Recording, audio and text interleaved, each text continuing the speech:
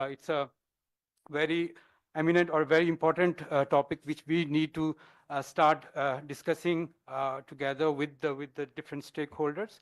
As we know that heartbreaking events happened very recently, where we have witnessed the shipwreck of Pakistani migrants recently in January and February.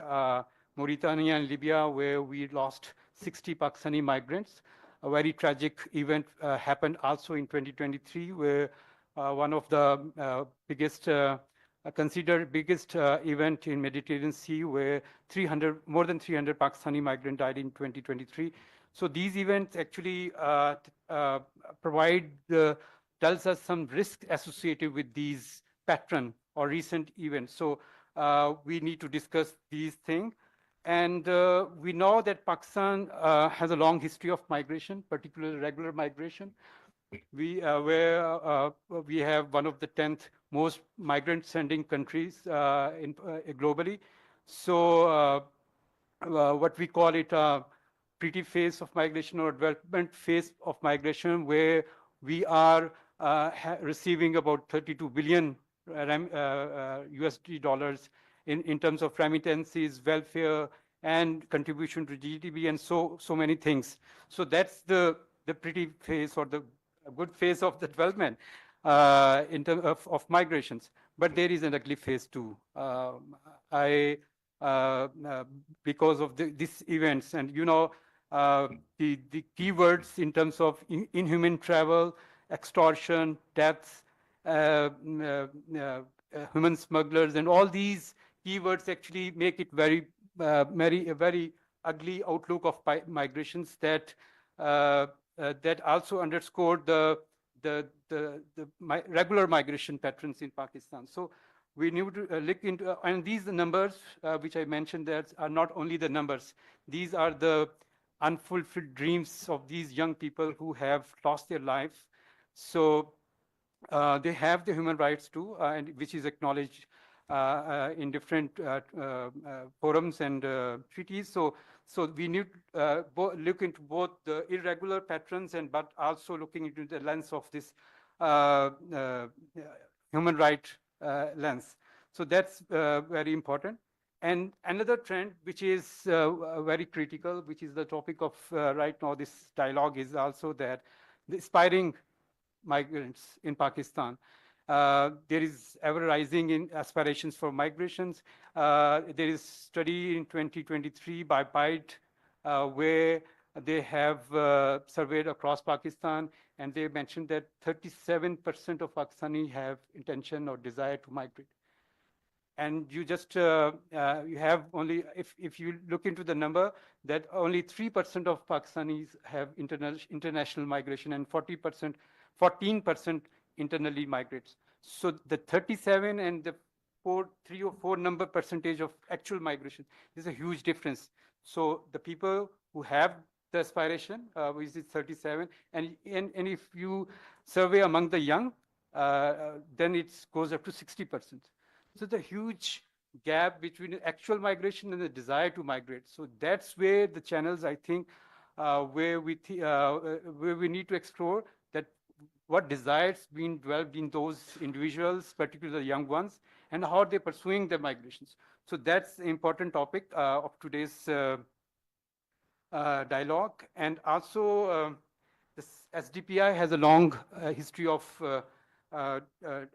commitment with the migration studies, particularly recent where we work on labor migration issues in the GCC region. We have a developed understanding of climate-induced migrations and how it culminates into internal and international migrations, and what is the trends in migration because of climate change. So with this, we have 3 main objectives of today's dialogue series. First one is understanding the risks of irregular migrations and identify the strategies to mitigating them. Second, to analyze the socioeconomic and psychological drivers behind irregular migration and addressing these root causes. So explore structured legal migration opportunities and how we can enhance their accessibility. So this These are the very quick and objectives of this dialogue series, and we aiming to have a policy brief on that. Plus, this will guide us for the future dialogue series, which we aiming for every month.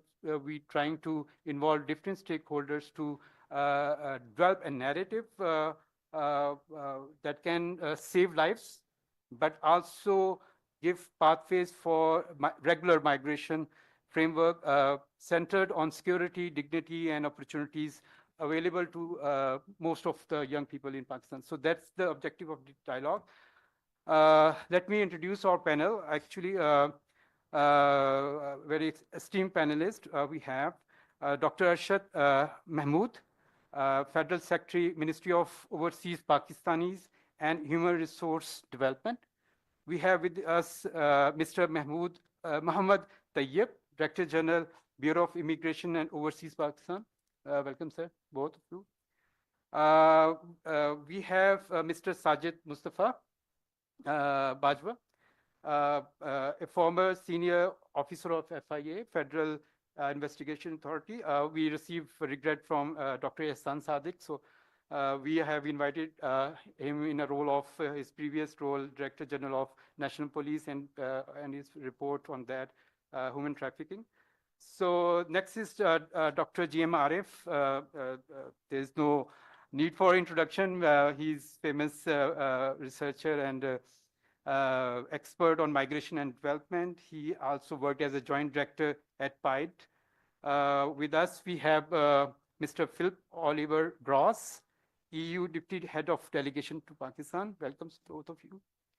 And we have Ms. Rana Rahim, Senior Advisor, International Center for Migration Policy Development, ICMPD. Welcome, madam. Dr. Abid will join shortly.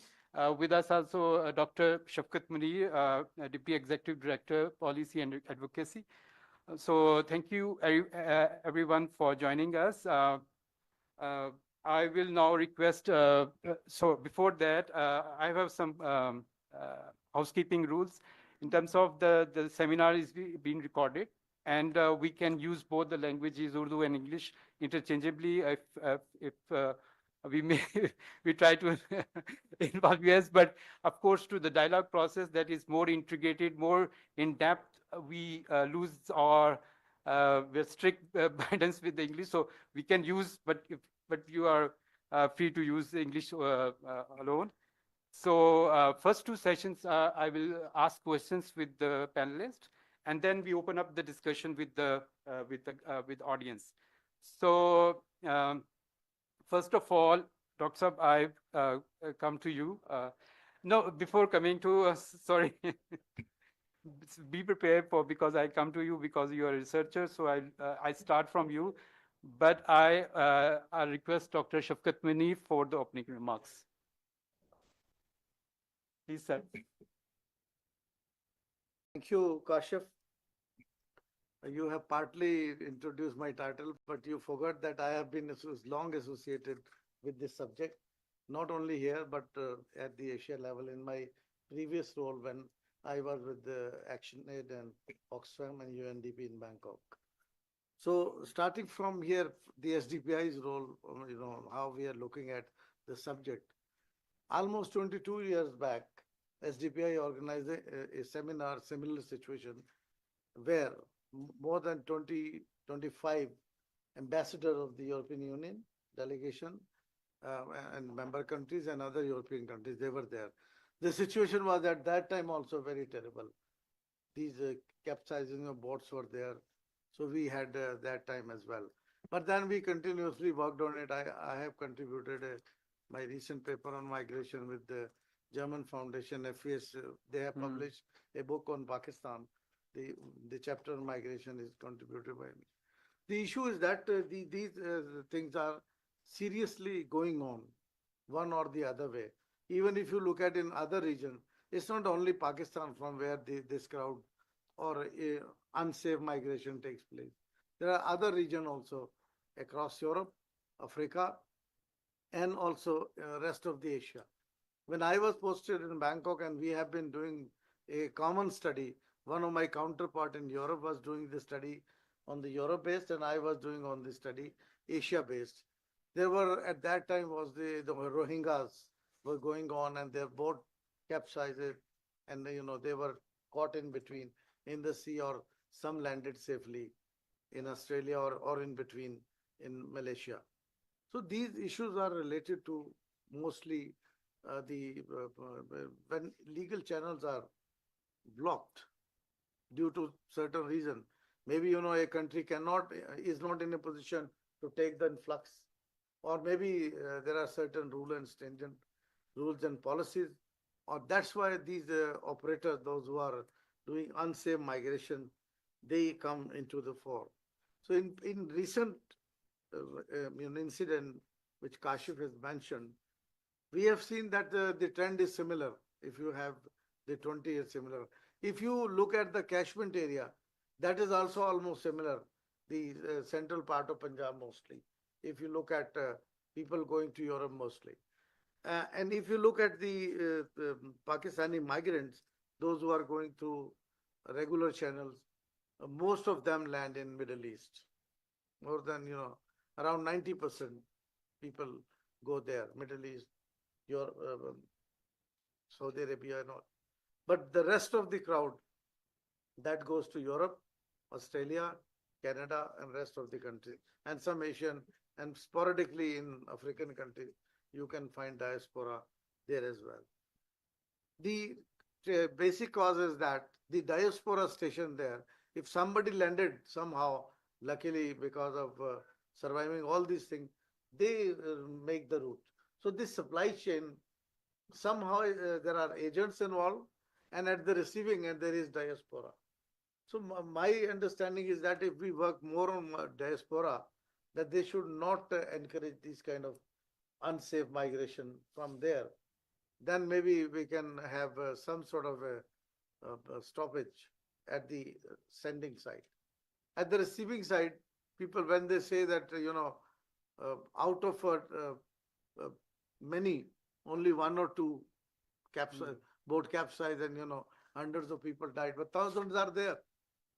So we have to trace the whole policy chain. Actually, I was not speaker here, but in between, he invited me in place of Dr. Abe. So I want to share my own experiences and my own study.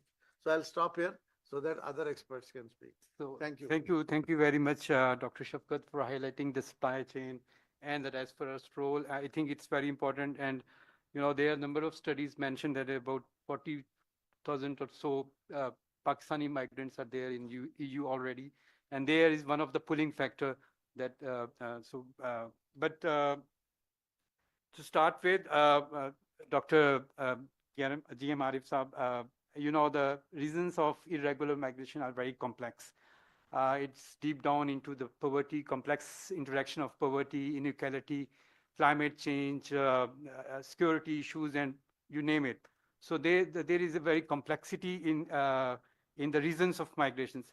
I'd just like to request you that if you have some highlight some aspirations, intentions of migrating migrants in Pakistan, that those who still not set their journeys. So what their thoughts and what issues or reasons they have in their mind to opt this irregular pathways. So what your research and in-depth analysis guide us in terms of this. Over to you, sir. Bismillahirrahmanirrahim. First of all, very thankful for giving this opportunity to share my views on this safe migration, and very sad story for us, for the whole nation, that we have lost so many young people in this irregular migration and this illegal migration. When I start thinking about this topic 2-3 days back and looked at my own research, some other work as well, few things came in my mind. First is that the irregular migration to GCC countries and irregular migration to Europe is different. to GCC countries is primarily because of the high cost, which poor people cannot afford, and they select this irregular pathway and go over there primarily to the Dubai. I remember before my retirement, we had a group discussion in Chota Lahore district, Sawabi, with returned migrants, where I met a young man who was deported from Dubai. And he told his story that because I don't have enough money, I gave at that time 30 or 40,000 rupees, and I selected to go through Karachi and coastal area, Iran, and then went to Dubai and then came back. Horrible story that how he traveled over there. But if you look to this central Punjab phenomena, it is not the caste phenomena, in my opinion. It is not the phenomena of unawareness. It is rather different thing for 3-4 reasons. First is, if you remember, 2-3 days back, there was a story in Dawn. Correspondents went to Kharia, a village close to the Kharia, where 2 cousins, they died in this recent episode. And what he reported in their story, one of them has already worked in Dubai for 10 years. His father was a migrant worker in Dubai for more than 10 or 15 years. They have a beautiful house in the village, but he was himself a returnee or a migrant in the GCC countries, but he has some aspirations to have some more, you can say, money or to settle in Europe somewhere else. Then this correspondent met to their uncle, and he asked the question that why these people, they go over there, they choose this illegal way, irregular way to migrate to the Europe. And I agree with the answer of that their uncle. He said that basically these people, they don't have enough qualification and skill to migrate to Europe. And they, in terms of education and skill, they have been left behind. Through the regular way, they cannot get employment in Europe where they need some skill, they need some qualification. And they have linked by we have listened from Shafqat Munir Saab overseas in Europe and some other parts of the world, and they have money even by selling their assets and many other things, and they choose and go over there. So I think this phenomena, you are exactly right that this is quite complex. It is not very simple. That these people, they have awareness, if not all, most of them, that we are taking a risk. And they think that the legal pathway, they cannot go over there because of their limitation in their education and the skill level. I think this situation, it is a quite complex issue that how can we address this one. But I think it's an issue of time. But in my mind, I have 3-4 recommendations because Secretary Saab are also there. I think later we can discuss about this issue that how can this one. I think we need to keep in mind that this is not totally unfamiliar group which is going to the Europe. Yes, this is my main message. Thank you, Dr. Saab. You have just icebreak arguments, and so we can move to Siddharth Bajwa Saab for in-depth understanding that what happening to the irregular migrants, but actually did the smuggler, the human trafficker negotiate with these smugglers? What are the outcomes? So we have after 2023 Greek event. So Dr. Ehsan Sadiq has produced a report, and they have we see that the results are coming out in terms of FIA in personals are kept sidelined. So what are the key learning and key findings of this report, and also your experience? You have worked in the Gujarat district, so can you please highlight those? Thank you. Bismillah ar-Rahman. Thank you. Actually, I worked in FIA for more than 30 years, and for 35 years, I have seen human smuggling in different shapes. Initially, early 80s and 90s, there are two kind of migration. One was to the Gulf countries, and other was to the European. European countries, the most of the people went from there were some in AJK and in Rawalpindi and division especially.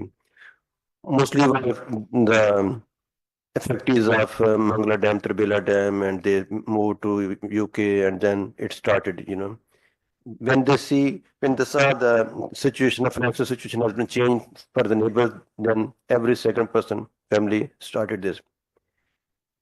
Initially, the people used to go for used fake and forged documents for traveling. And gradually, after the digitalization of immigration system and uh, travel documents, the traveling on forged and fake documents is almost impossible now. I'm talking about from the Pakistan perspective, not of other countries. So then they use, it is the criminals always use the different techniques, and they always beat the law enforcement agencies. Similarly, as the human trafficking and human smuggling mafia. So they always exploit different ways and used different techniques. So they started when there was no traveling from unforged and fake documents from Pakistan or airports. Then they started the transit countries like UAE and other countries, and they were used fake and forged travel documents from UAE, not from Pakistan. And then the European countries and Americans and British, they started working on that, and that was reduced a lot because it is now almost close to impossible by using forged and fake documents. So you're from the transit from Dubai or such countries, they can travel. Then there is an option for the Europe by route, by and out the Gulf countries. Gulf countries, as is stated by Dr. JMRF, yes, most of the migrants, they travel through proper license holders in which comes under the Ministry of Manpower, overseas employment promoters. So they get uh, job opportunities from these countries. They come to Pakistan, they register with the ministry and the overseas employment, and then they properly protected under the protection of the protector of immigrants, and then they go. And FIA immigration does not allow any other worker to go abroad unless it is have a protector of immigrants stamp on the passport. But for the Europe, normally, even if somebody is going for work, so it is normally it's not they don't take any objection because they presume that it will be safe for them to have a job over there, unlike the Middle East countries, because they see they will be exploited on different issues. So I'm talking about the work visas.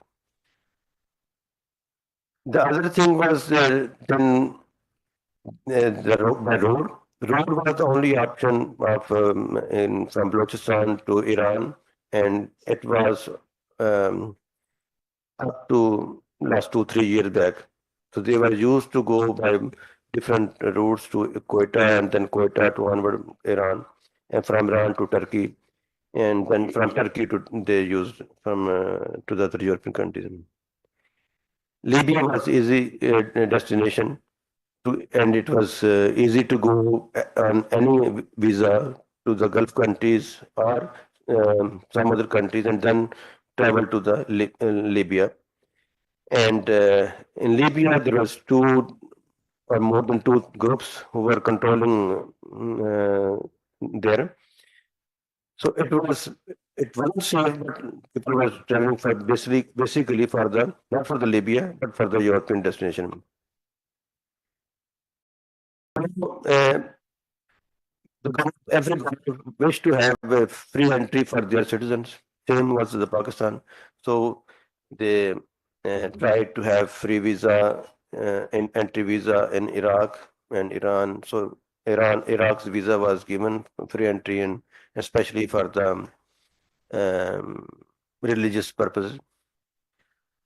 And that was exploited because once somebody is reached in Iraq, or if somebody goes to Saudi Arabia for Umrah or Syria for Ziyarat or Iran, so then mm, mm, it's not possible for Pakistani authorities to control that after they reach such countries, you know. So most of the people who were died in this shipwreck in 2013 onward, you know, they went on, especially sorry in the last 2 years, they went on with genuine visas. No one went on a fake or forged document. Yes, we have a report. There is analysis that people at immigration can stop them, but frankly, legally, they cannot stop any person unless it is forged and fake travel document. They do profiling. Um, if someone hasn't traveled before, or if someone is not having sufficient funds to visit for the player, but if someone offered that, it happened that most of the time our course has objected and penalized the immigration officer who stopped them. Some again advisory was issued for such certain countries after Dr. San Sadak had a report last year, and he submitted some recommendations to how to combat this human smuggling. Unfortunately, it was not taken in good spirit into the reality, and it went dumped almost a year and a half, and then when the other boat uh, capsized, then it was the authorities started taking action on that report. It was too late, and now the Prime Minister has actually that in 2013 and 23 or 24, I don't remember the exact date, when Dr. Sansada was deputed to have a report on this. So he worked very hard and analyzed and gave a recommendation to the Prime Minister. Prime Minister approved the recommendations and sent to the Ministry of Interior, and the Ministry of Interior approved and sent to the DGFIA for certain actions. So if that action had been taken a year ago, my decision would have been different. But now the Prime Minister has taken again notice, and when he saw that action was not taken, and he removed the DGFIA, and there are almost 40-50 officials who were suspended and dismissed. To be honest, the scene was not again on merit because every person was not involved in that, and some were have just minor inefficiency, you can say, or but due to the law, they were not supposed to offload a person legally if somebody has a genuine visa for that country. So now again, a travel advisory has been issued, and again the Prime Minister asks Deputy Dr. Hassan Sadiq, who's DG Anti-Money Laundering Authority to give report, and he gave some recommendations which include uh, action against the immigration officials, action against the human smugglers, coordination between Ministry of Foreign Affairs and other countries and within FIA. And that includes the repatriation of the standard immigrants who were in Libya and Egypt or Syria. Secondly, there are around 30 human smugglers who are absconding, the most wanted human smugglers who are absconding to the European countries.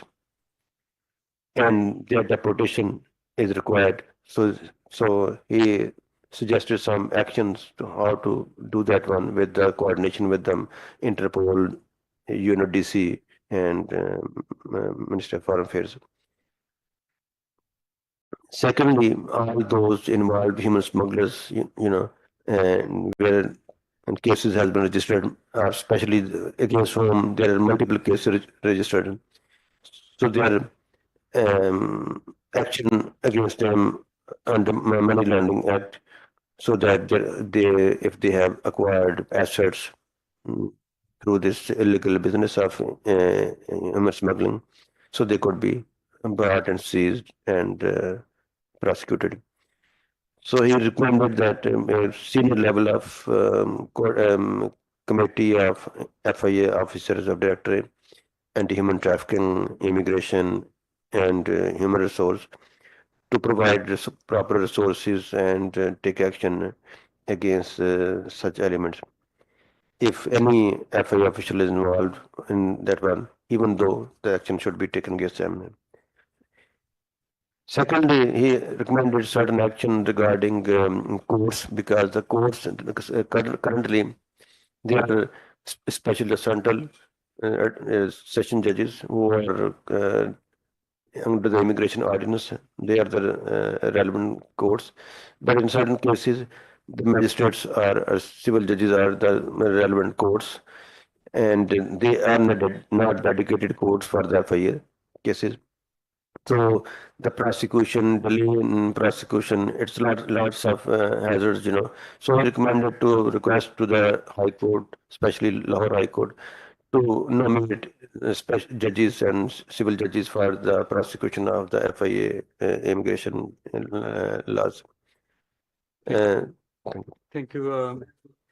I will come to later you, and thank you for highlighting this legal visa, and then traveling with irregular patrons. So, and also lack of involvement in decision-making process. Just one, I would add, because the Honorable Secretary is here. So, like the job opportunities and the employment similar to the Gulf countries, if such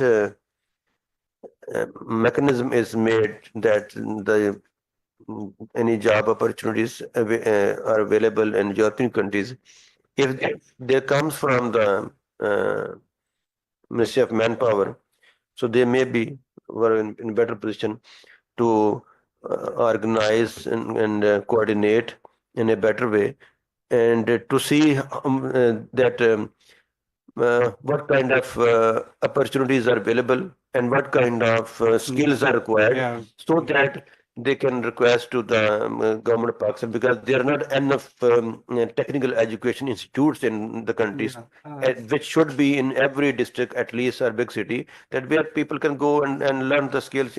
That's how we will come for the recommendation in the last round of questions. So thank you very much for highlighting very important issues. I will come to Ms. Rana Rahim. You know that we also know that ICMPD has worked a lot in terms of awareness about the irregular migration. So I just like to request you that what are the key findings and trends you found, and what is the impact of these awareness raising campaigns which ICMPD has done, and what is the way forward for improvement in terms of policy recommendations? Over to you. Please, can you please the mic?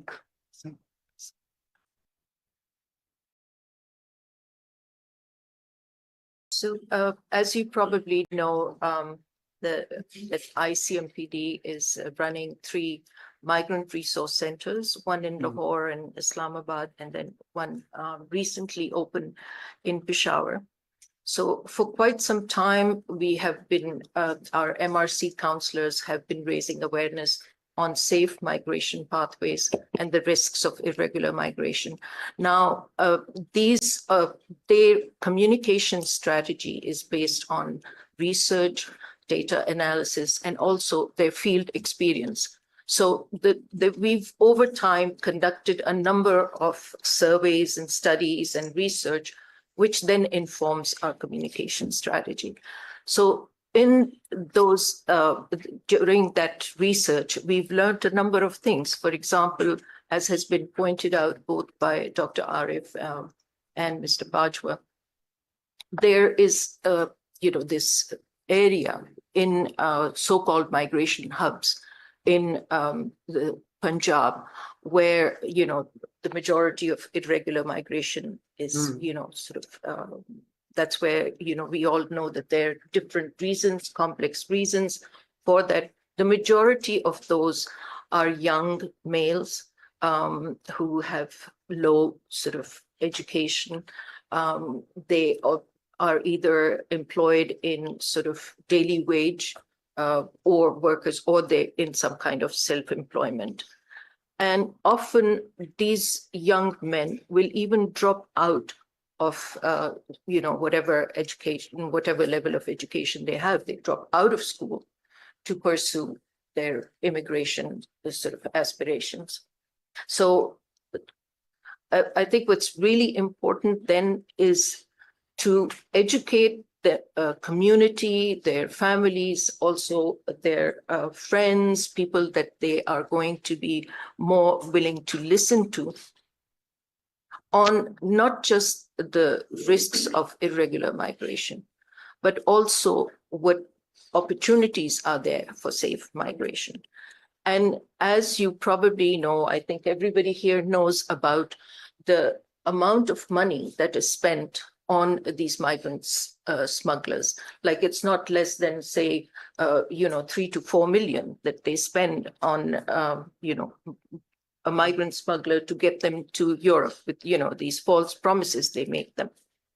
And I think what we really need to do is educate, and this is what the MRCs try to do, is to educate the parents and the community that this money, a lot less than this, could be invested in educating that person, in educating their children to acquire skills that can enable them then to migrate through regular means.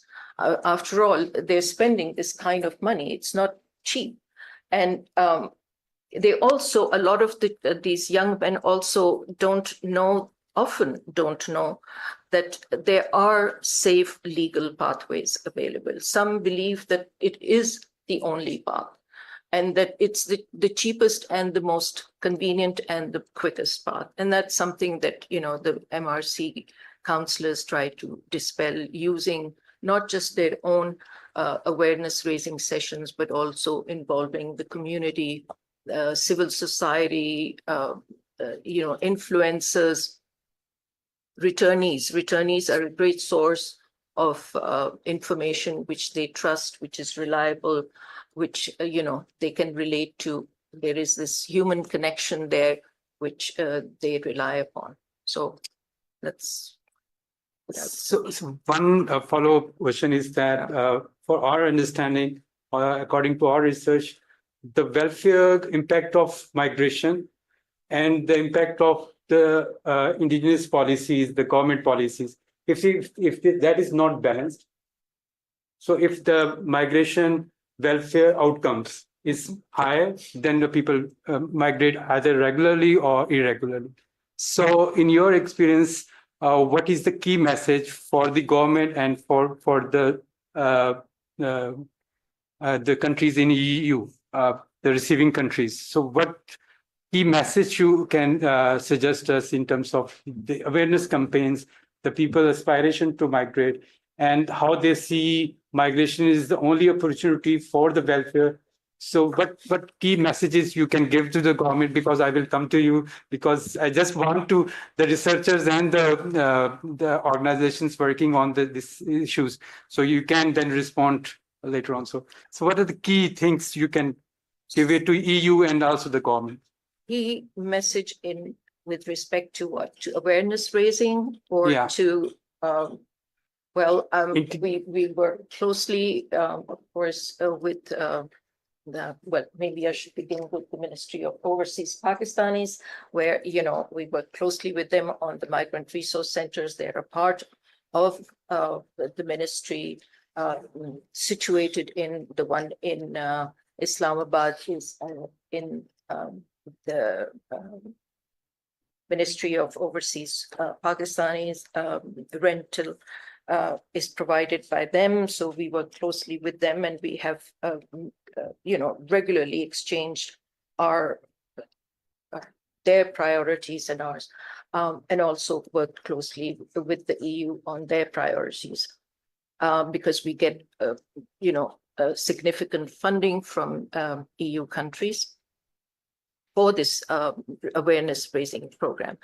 The key message, I can tell you what messages we convey, and those are based on both the priorities of you know, the countries that we represent from the EU, and also, of course, the priorities of Pakistan. So the key message is these are safe legal migration pathways. This is the way you can, you know, access these job opportunities and the risks of irregular migration. What we have found is that you cannot just focus on the dangers of irregular migration without telling them about safe migration pathways. And for the government, I think what is really important is that the message that, you know, the safe migration pathways cannot just be, you know, for the purpose of, I'm sorry, Integration, not, yeah. right, I'm okay, we can move to yeah, please, because I don't know why, but my yeah. Yeah. So can I move to Phil? You have listened the causes of migration, and there is never ending the flow of migration. So the number is still rising, and the aspirations are rising, and there is a big gap among the aspiring migrants and the actual migrants, among the irregular migrants and the opportunities available to regular and the opportunities that are not available to irregular migrants. So at the same time, the EU has launched this new Migration Pact 25, where they have different options to the asylum seekers and all the different measures. So I'd like to discuss that one, but also I like that you highlight some of the safe and legal pathways actually available for the Pakistani migrants. So over to you. Yeah, okay, thank you. Mike, please.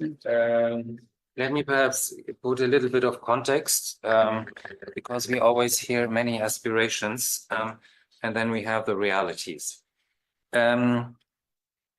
Migration is a fact. We cannot deny it. It has happened over many years, and it continues happening. What we need is, as has been discussed, to frame it properly. So it becomes a chance, a win-win situation, both for those who aspire to migrate and for those countries where there are opportunities. And this is basically what we try to do with Pakistan. We do have what we call a mobility and migration partnership that is embedded in a mobility and migration dialogue. That is an annual dialogue that we hold with the government of Pakistan. Last year, Honorable Secretary was involved. It took place in Brussels. So it is let's say a dialogue that encompasses the whole spectrum of migration related topics which we see. That is first addressing irregular migration, migrants, smuggling and trafficking in human beings. That is second, to work towards more possibilities and enhanced cooperation on legal migration. And third, let us not forget, returns. That is also very important. And here we come in with our agencies, Europol and Frontex. And this dialogue is accompanied by two dedicated sub-dialogues, we could say. One is the discussion on legal migration, which we call the talent partnership. So that is basically a concept that we have developed over the past years. And we do have a talent partnership with Pakistan on which we work very actively. We do have a roadmap. But I also need to say that it is not something that is basically our member states need to buy in. It is not something that is automatic. So we do have a willingness from the side of our member states to participate in this. Because in the end, the European Union is not a job agency. We do not give job advertisements, which are of vacancies in Europe, and try to match them with Pakistani profiles. That is not how it works. The ones responsible for the national labor markets are the member states. So they need to tell us where there are labor shortages and where there might be possibilities for Pakistani migrants. And then we talked already about the skills, the importance of skills. Unskilled labor is not what we need. And unfortunately, it is very much what is the profile of those who want to go. If in Europe, someone in the current political context, and you have seen what has happened over the past years in Europe, there is increasingly political signals. In my own country, Germany, we had an election yesterday where the far-right party for the first time became very strong. These are concerns that people express.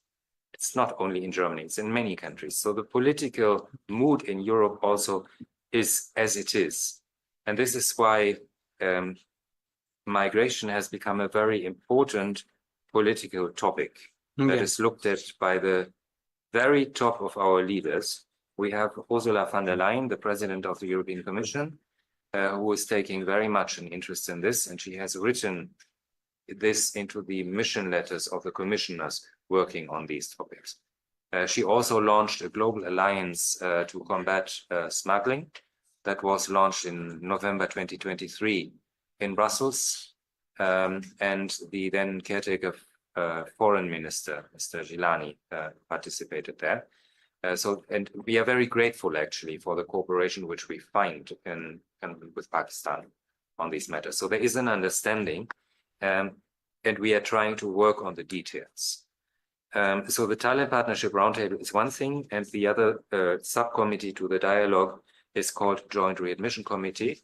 This is based on the readmission agreement that we signed with Pakistan in 2010.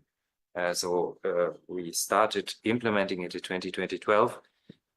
It's a legally binding agreement, basically meaning that when our member states have to operate return operations, they can count on the cooperation of the Pakistani authorities.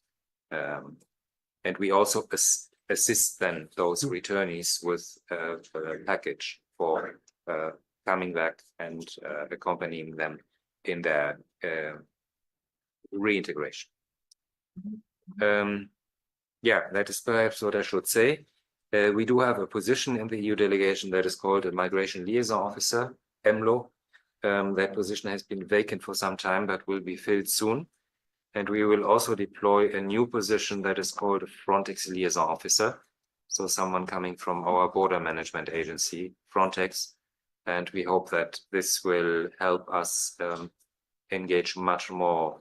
We will have more capacity to engage with the relevant agency, with the ministry, of course, with Ministry of Interior and MOI and FIA on the readmission side and the border management side. And this is all supported by, as Rana was saying, by quite substantial funding over the 7 years, which we are currently running, 2021 to 2027. We have about 20 million euros that we spend on projects on these matters. And they work on different parts. One is the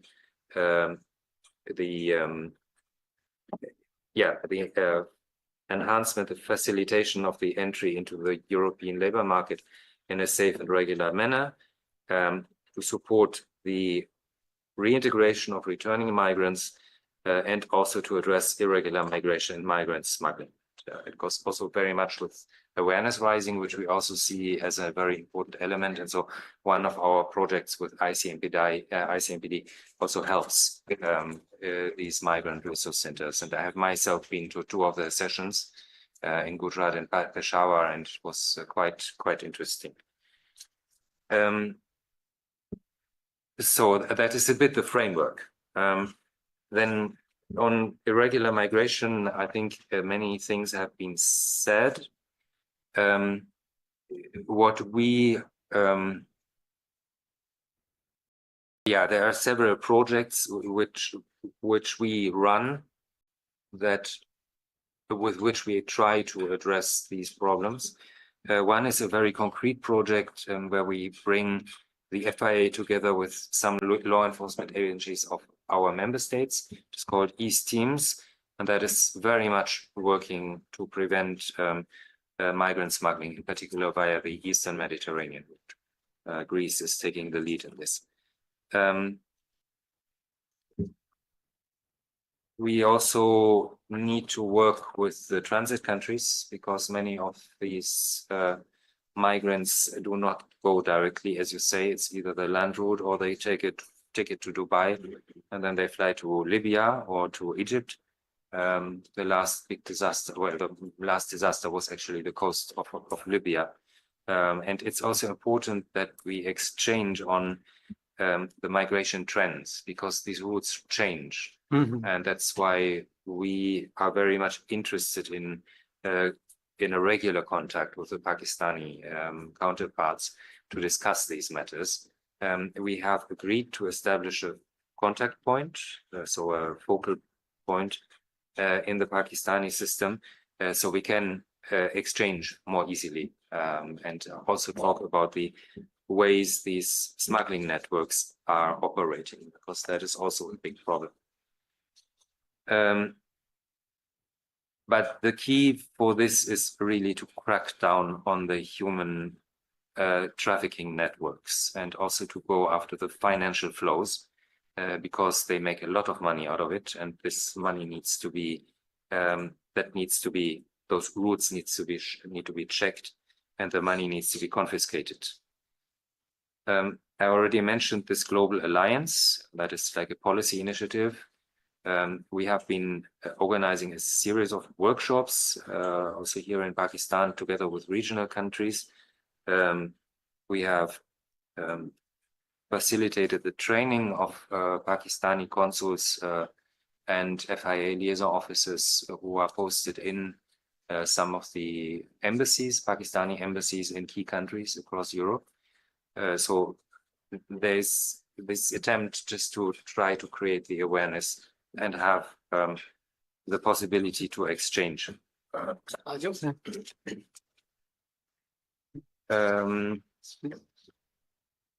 On this, on the legal, the legal pathways, as we call them, so the possibilities to bring in skilled workers.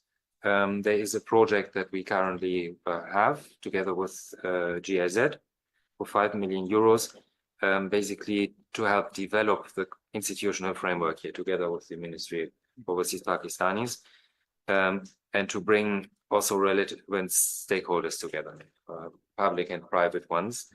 And the idea is that we develop a talent partnership that is demand-based, meaning that corresponds to the needs and that is mutually beneficial. And there is what we see a lot of work happening in the Pakistani system also about skills certification, because fake documents are a real problem. And there is a need to build trust, so that if we hire an electrician who on the paper is an electrician and speaks English, he actually knows what he's doing when he is putting together cables, and that he actually speaks not English, because in our member states, English is not an official language, only in Ireland. If someone goes to Germany or to France, they need to speak German or French.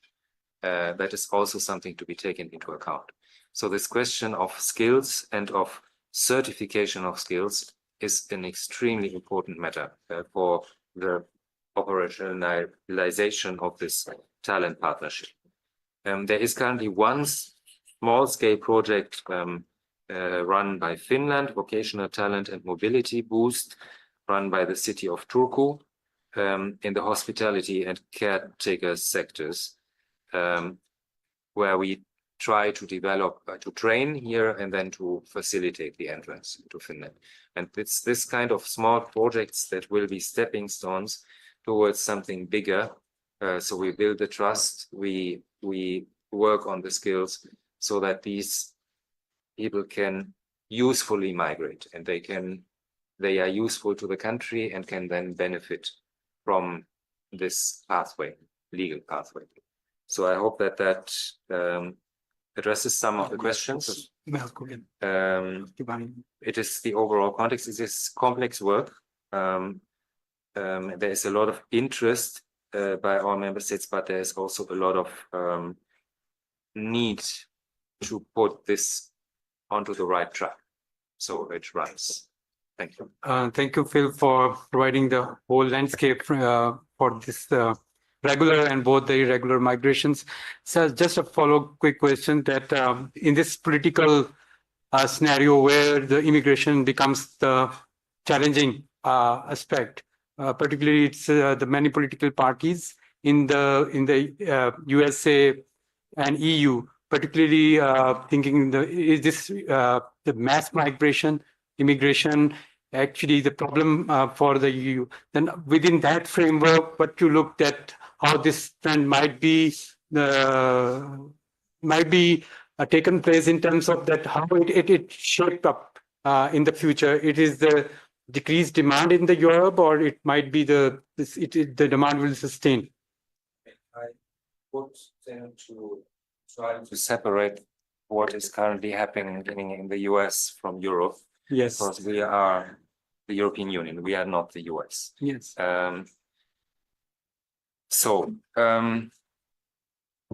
There is an issue, for instance, with Pakistanis who overstay illegally in Europe. The return rate is below 20%, just to let you know. Mm-hmm. So many just disappear somewhere. And that, of course, causes concern. If you look at what happened in Germany in the past days before the election, there were 3 attacks by asylum seekers, not from this country, but from others. And that, of course, fuels fear, because if it becomes a reality that one can no longer go to a Christmas market or to a gathering without the fear of being stabbed, that fuels this anti-migration rhetoric from which these political parties draw their support. So it is very important that we work on these both sides. We do need skilled laborers. There is my own parents are elderly people who need care.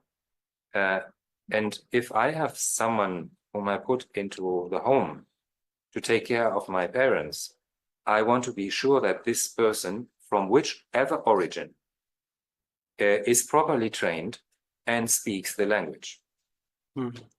And the same thing holds true for I don't know, truck drivers for people who want to work in the hospitality sector. So this is why the skills and the languages are so important. And that is also what I was saying before, why we need to work on the returns. Because it cannot be that people go and then we have all these problems. That's why we are very grateful for the Pakistani cooperation, also on the returns. It is a very important matter. We are willing to develop the talent partnership. We are actually looking at this year's edition of this mobility and migration dialogue that will happen here in Islamabad.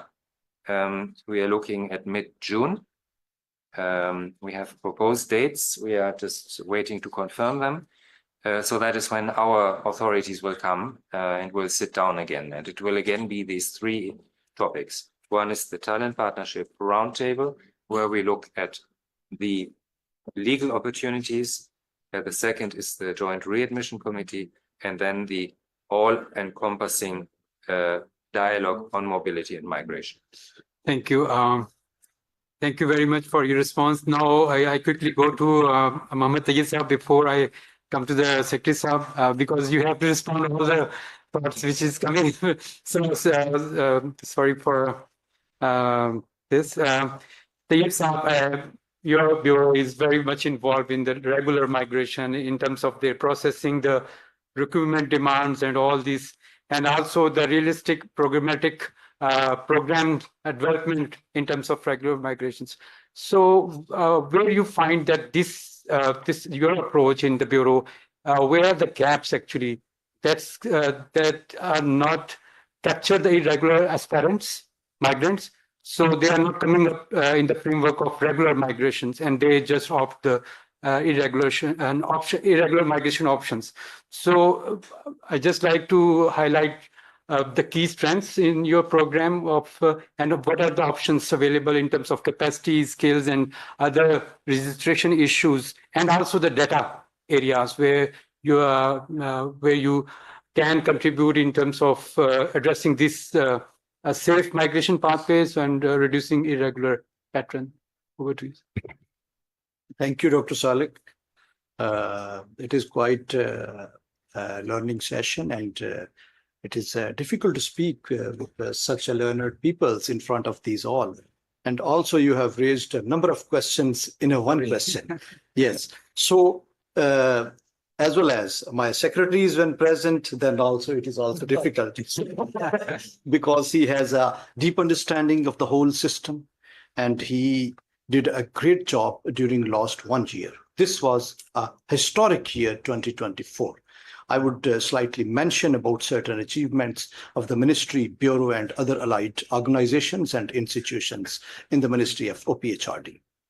So as the topic is about the irregular migration and the challenges we are facing, as Honorable Dr. Mr. G.M. Arif rightly mentioned that at the very beginning, this is not the issue of the cost. These are not the poor people, those are who are going through the boats and some other channels. I'm also from Sialkot. In the recent tragedies, number of people were from Sialkot and Gujarat. So they are well-off people. They have a huge chunk of land, and they are doing a business of agriculture and some other activities. So they are reasonably well-off people. They are doing some activities, but the challenges of the attraction and success stories. As the human beings always believe in the stories. So this is the success story, rampant in every village and town. I have seen so many of the friends and colleagues have gone at my early career at the primary and higher school. They went to different European countries. And these success stories are still attractive. And people are passionate. While on the other side, look at the Bureau and Ministry. We are also a success story.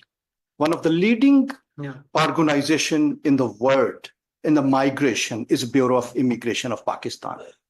Every year, around more than 800 people migrate through the Bureau. This is a big number. On the other side of the look at the India, their population chunk is too high. So keeping in this context, we have a success story. But the problem here lies, this is an intellectual forum and think tanks. I will talk very frankly and openly. The issue is there is a huge gap between the aspirations and reality. The people's aspirations are dramatically different from the existing reality. The people have developed big houses in the towns. Now the young generation wanna achieve that target. Then they join politics and councillor elections, and they are powerful now. So far as the Bureau's legal channel is concerned, we are addressing the peoples, those who live in the far-flung areas, even some skilled people. These all people are going through the Bureau, but the percentage of skilled and unskilled is not impressive. Only 41 to 42% are skilled people, and the rest is unskilled. And now the window of unskilled is gradually closing. This is a challenge. As Mr. Philip rightly mentioned that Europe don't need unskilled people.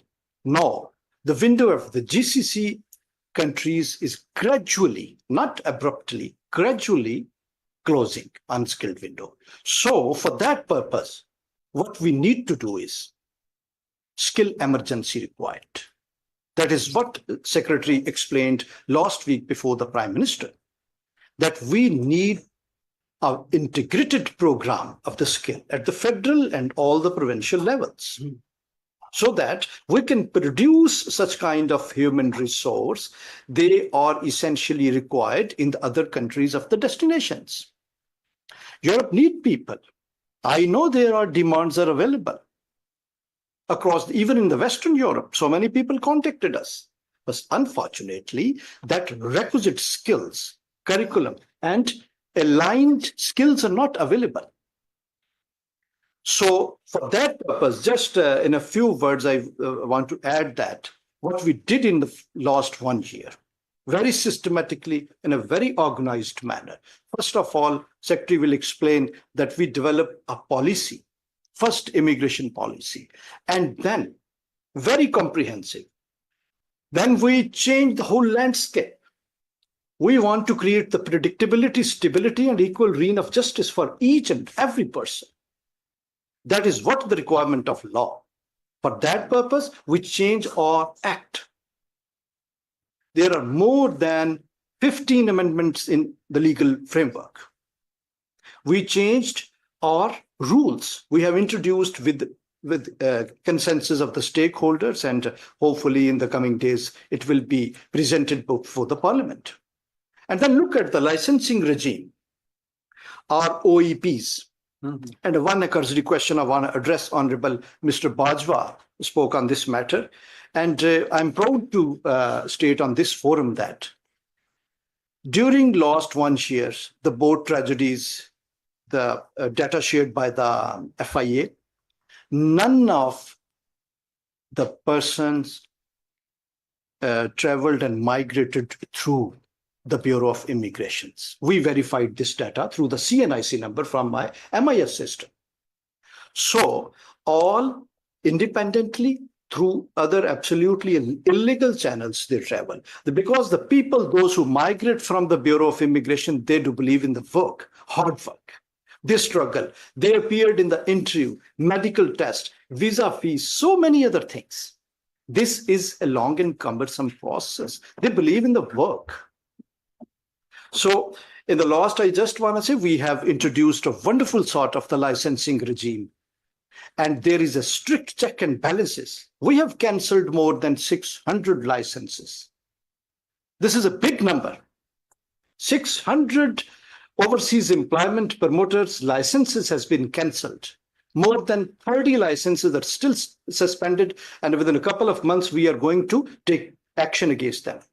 Around, sir, I'm talking about your department, around 500 complaints had been forwarded to the FIU so that they can take actions, those who were involved in any such practice.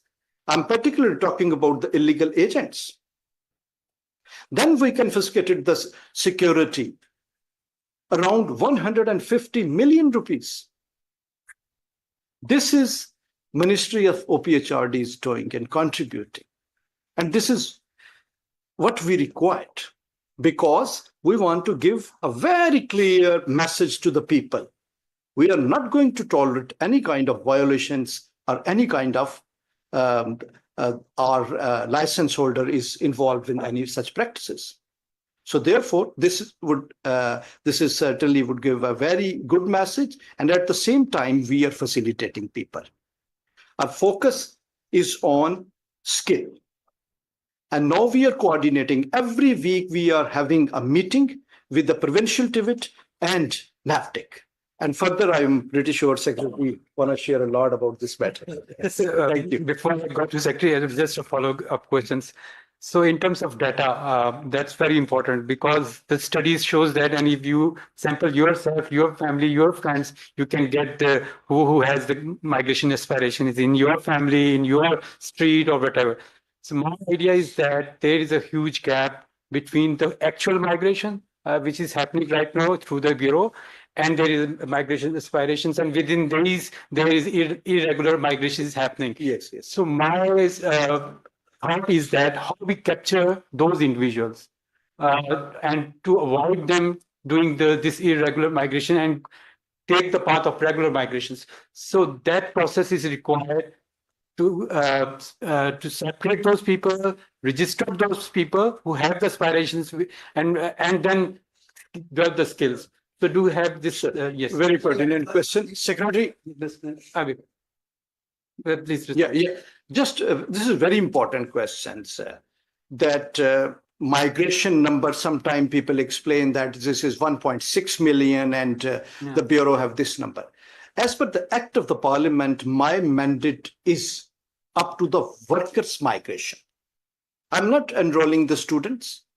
I'm not enrolling or registering the people who are migrating for the permanent settlement and the naturalization in the other countries. Also, I'm not responsible for the religious tourism. So therefore, my role is up to that extent. And other organizations and ministries are there to register these people. Thank you. Why did you cancel these 600 lessons? Yes. One caveat is very clear that none of these were involved in any illegal migration. Some were the dormant, they were not actively doing business. Some were involved in the minute illegal procedures, right? They claimed more amount something, or suppose there is a legal fees and they charge more something.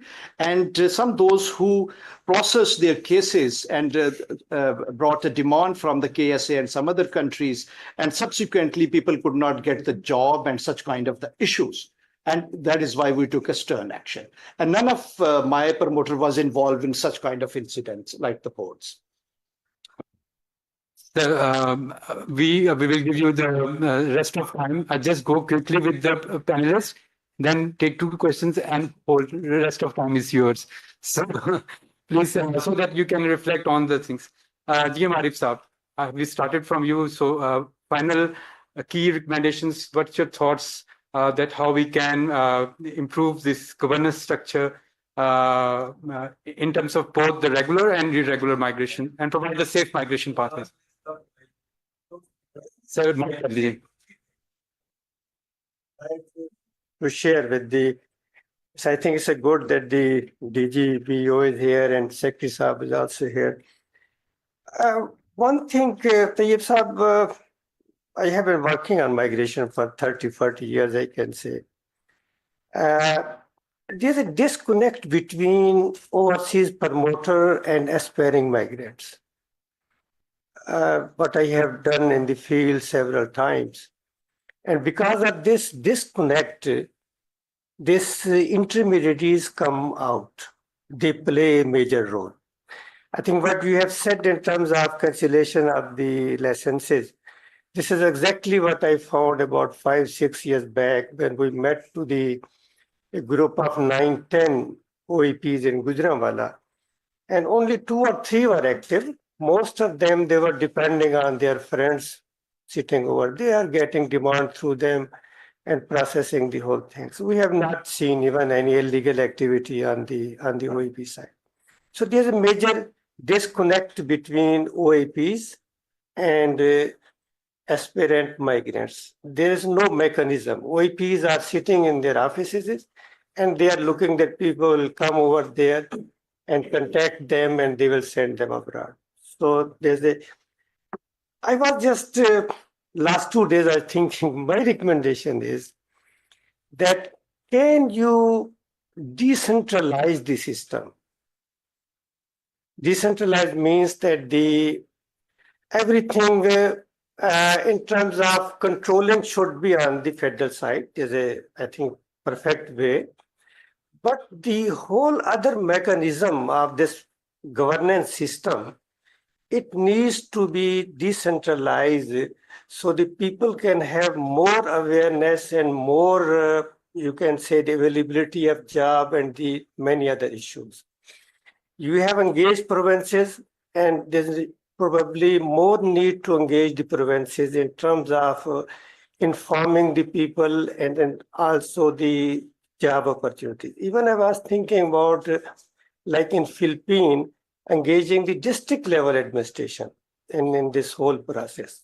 Control should be from here, but I think can we decentralize the system? I don't have exact thing in my mind, but I was just thinking that because it's a big industry, $32 billion,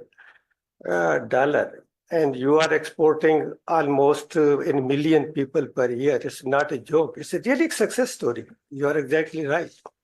So my recommendation or thinking is that we need to create a system where aspirant migrant is connected with the system to get reliable information and to choose the legal pathway. What I think we have heard from Mr. Philip Giras as well.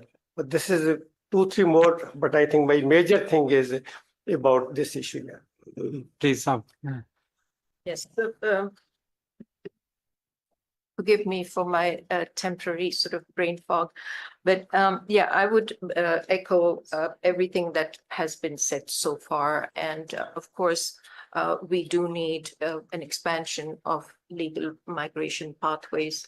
As Philip has pointed out, Europe and other countries, they need skilled labor. There is definitely a need there. And we also have done enough research now to know what sectors there is a strong need for skilled labor in. So, the skills partnerships that and talent known as talent partnerships that GIZ is just promoting with the support of the EU delegation, that is a step in the right direction, but we need more of those. At the same time, what is really, really important, it is also to have some kind of labor market research so that we can identify what are the skills in demand and then accordingly, work on our own workforce here to enable them to get those skills. For that, we also, of course, need to work with the TVET institutes, etc. I think one of the things that, say, labor market research would provide is also a look at, for example, the developing sort of constantly evolving sort of technological landscape, which in itself is also then creating demand for different jobs. So unless we are, say, for example, in the GCC countries, there's already this transition from intensive labor, workforce to more highly skilled labor, the requirement for more highly skilled labor. And given how much we rely on those countries for, our overseas employment, it is imperative that, the skills that are workforce gets over here is in line with that and adapts to those changes. Unless that happens, the Pakistani labor force is going to be left out. And for that, of course, the reform of the TVET sector is also very important. Thank you. Aligning our skills with that of the market demands in. Thank you, Sajid sir, very quickly. Thank you.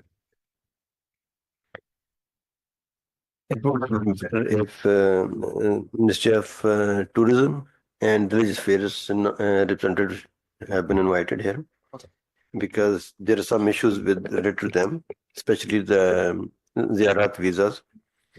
So my question to Mr. Phil is that what EU can do to help us in deporting the most wanted human smugglers who are there in EU countries?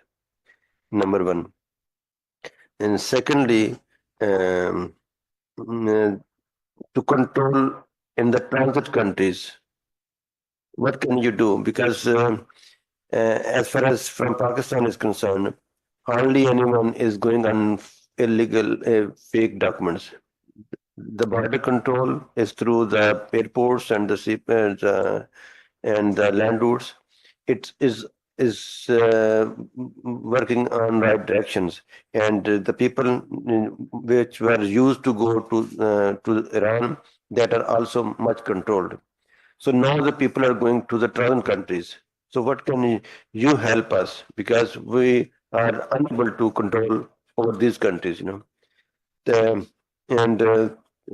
is sometimes the verification of visas like OK2 board and e-visas. So airlines have access, but FA immigration doesn't have access to that authentication. The three areas are where how can you help us, sorry. And the second, our secretary sir, that I already explained that most of the people are not going on the work visas, which went on onto the ships. Most of them went on religious visas to the Gulf countries, or Iran, Iraq, Syria, or Saudi Arabia. So you will have to involve the tourism ministry, but especially the tour operators, like the Saudi Arabia is doing in their country, how to manage these tour operators to get them into the groups, and the fees for the employment promoters and tour operators, it's very little, I don't know if you have enhanced nowadays or not, but the security fee should be high enough so that if you cancel or give a penalty, it should be. Thank you. Thank you very much. Very quickly, Philip, if you want to respond, or do you have final words to say? I should perhaps say first that I am not a visa specialist. So the questions of who has access to a visa base, I'm sorry. I'm not a consul. I do know that our consuls regularly get called by the FIA immigration officers at Islamabad airport when there is a doubt about the visa. That is actually happening. This is all I know. Concerning help on the deportations of the human smugglers, you mentioned that this has gone through Interpol. Basically, those are competences that are for our member states. The law enforcement, it's what they do. So the European Union can convey the message that we would like them to cooperate, but in the end, that needs to come from the member states. So I learned something. I did not know that there was a number of 30 you mentioned. Yeah, 30 research report. Yeah. 30 who are living there and they are fitting from this country. Yeah, okay. I mean, this is an important message which I'm happy to. The border, the other. Yeah, no, definitely. But I mean, I think that each case certainly has its own merits and so on. But I think we can definitely convey that message to our embassies here to tell them, listen, this was an expressed and could we look into this? There are some police liaison officers from member states here who work with the respective agencies. So I think that they are the ones who can take the message, and I'm happy to convey it and might be in touch with you on the detail. And concerning support, actually, we do provide support. We work with ICMPD on trainings for FIA, on fake documents, on border management. Yeah, that is another matter. We also support those countries. We are fostering dialogue among those countries, but the EU cannot do everything.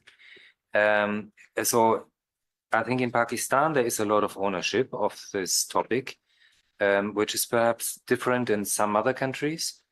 Hence the importance to try to bring everyone together, which we did in a dedicated workshop in late April last year, or early May. And these efforts need to continue.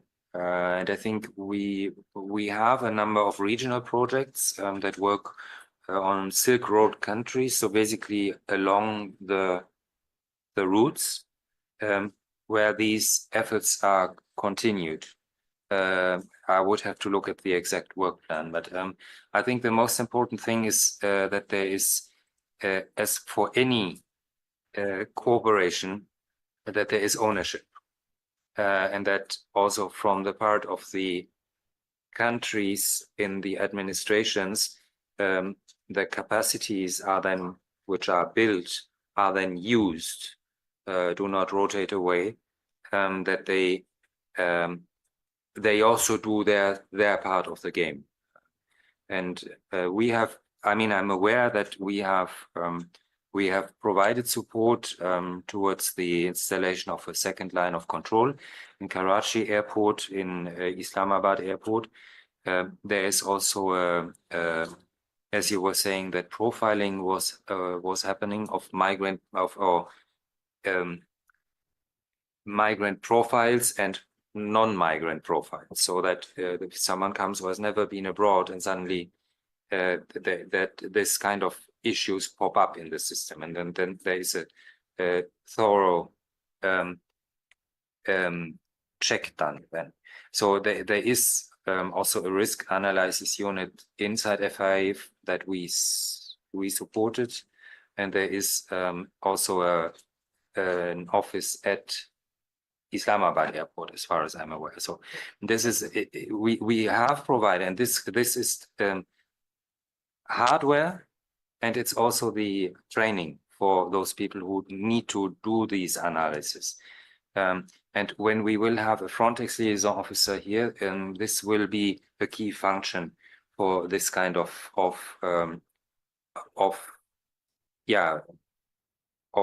issues that we need to address. So we try to do our bit, but funds are always limited. So we do not have a checkbook which we can just hand around. We have to very thoroughly control. Much of Europeans' development cooperation, unfortunately, is needs to be redirected to other means, because we have a war happening in Europe that Russia is waging against Ukraine, and we are the most exposed. So all this takes up money, which means that our means for other issues, unfortunately, are also going down. So we try to do what we can, and I think that as European Union, we are a relative steady and trusted donor, because our annual, the financial framework is over 7 years. The cooperation between the countries, just ask for the cooperation with the transit countries. Yeah, no, this is happening. As I What said, can you do, okay, you know? no, this is what we do. There is a project, and perhaps you could elaborate a little bit on that. If I may, I think it's a very good point, you know, when- Mic on कर दीजिएगा. Quickly, we have short of time. So. Okay, so it's definitely the transit countries are important, as we've just, you know, you have confirmed, given the way that the irregular migration works. So there is a process. We have what we call the Budapest process, where we bring together, you know, countries of origin, transit, and destination. And these are some of the areas that they work on, and they're thematic groups that work on different, you know, aspects of whether it's legal migration pathways or trying to stop human trafficking, etc. So, you know, it's along the Silk routes, and it includes, you initially include Iran, not anymore, but Iraq, and also included Afghanistan at one time, but now it's Iraq and Turkey. So, you know, there is a lot of discussion that takes place on these issues. Thank you very much. Sir, thank you for your patience for listing all these things. I think I want to take your perspective in the end so that you listen all the things. If there is no pressing questions, then I request you to talk on the policy side, because the policy drives the actions, the implementation plans, particularly focusing on the irregular migration. But of course, we have the acts, and we have no proper internal policy, internal migration policy, as well as the international migration policies. Why it's so for a long time? So you have the draft policy. So what are the key features? So please, over to you, sir. हम question wise चलें या you know it's a kick start of summing up things. Okay. Question wise चलें हम थोड़ा ना इसको करते हैं, चूंकि काफी देर हो गई है. Can I slightly digress to Urdu also, if it is appreciated, because you mentioned slightly. So occasionally I will be digressing to Urdu for some kind of flow for all audience. तो एक तो sir हम बड़ी शुक्रगुजारी से Abbas Salari साहब इस STPI's effort of gathering and pulling together you know thought leaders or opinion leaders जो इस मौजू के ऊपर है.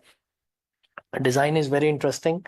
आप तो बड़े लिखारी भी हैं, and we listen to you on TV, and STPI is a think tank. मेरा एक कमेंट ये है कि I was expecting a kind of different format, because अगर ये हम प्रेस क्लब में भी कर लें तो कोई फर्क नहीं लग रहा, because people are talking without a base position paper. So had there been a position paper or a research coming from STPI on certain critical themes, because you cannot blend in such talks the policy, the strategy, and operational, all things of like a gap filler, you know. So honestly, we have been looking at STPI from a perspective that we can fund few PhDs, we would like to have few gold medalists, like kind of startup interns, so that they work on policy themes and we become their future hiring, you know, employer, and then this is how we move forward. So एक तो मेरा ये है कि हम आइंदा, and I indicated few more intriguing things where there are loads of datas of suitability on like, you know, the kind of how people pick destination states and how policies are implementing, and uska link with remittances and investment and a kind of other social things. Or ye jo doobte hain jaake, is it a social issue or economic issue? It's a very serious question. So so now reverting back to very essence of thing. I have shaped 2-3 slides, लेकिन मेरे लिए बड़ा जरूरी है कि हम इस मौजू पर तो जरा खोल लें कि ये माइग्रेशन जो है ये कहीं, you know, as Philip said, that migration is a phenomena which has been happening in the world, in history.